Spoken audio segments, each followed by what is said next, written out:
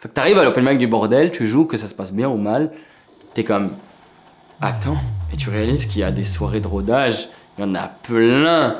Et il y a plein de niveaux de soirées de rodage, comme ce que je viens d'écrire dans les vrais open mic, dans les open mic. Et je trouve que le gong show, c'est un truc qui est au milieu et qui crée une genre de fenêtre pour les bookers des soirées de rodage, pour justement voir les gens qui fonctionnent bien en open mic.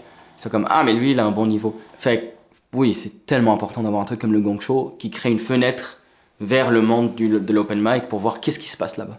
Je trouve que depuis En route vers un point gala, il n'y avait jamais eu d'initiative pour faire découvrir massivement des humoristes. Puis la nuance est là de massivement des humoristes. Après, peut-être à radio, tu rajoutes un humoriste qui est là que personne ne connaît. OK, tu as fait découvrir une personne. Le Gong Show, on a fait découvrir des milliers, tu sais. Fait que, peut-être pas des milliers, mais beaucoup.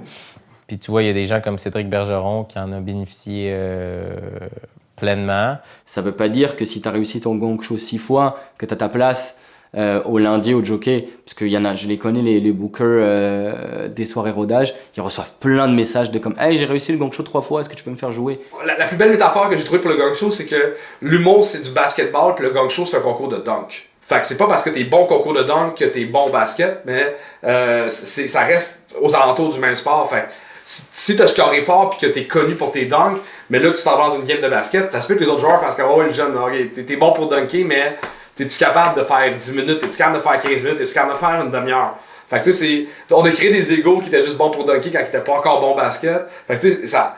Fait qu'il y a de ça un peu, là. Celle-là, je t'adonne. C'est une belle métaphore. C'est où les autres places que t'as joué? J'ai mon propre show.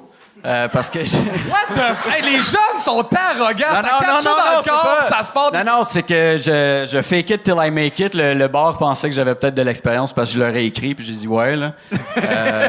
Pourquoi les gens ils prennent du plaisir à regarder le Gong Show, selon vous?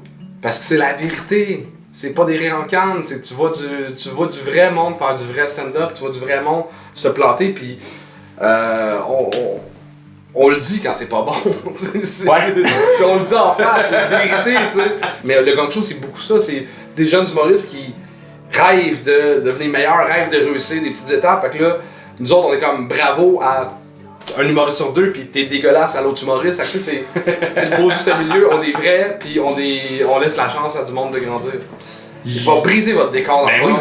Ce que je trouve dur à regarder en tant que spectateur, c'est qu'il y a tellement de gens qu'à force de regarder le Gong, ils sont tellement fans, tu sais, que là, ils se mettent ben, comme n'importe qui essaye, au final, là, tu te dis, OK, ben là, je pense que c'est ça, être humoriste. Mais là, ils vont là, puis ils se plantent là. Puis je sais que c'est le concept, mais des fois, je suis comme, oh, je trouve ça tellement dur à regarder.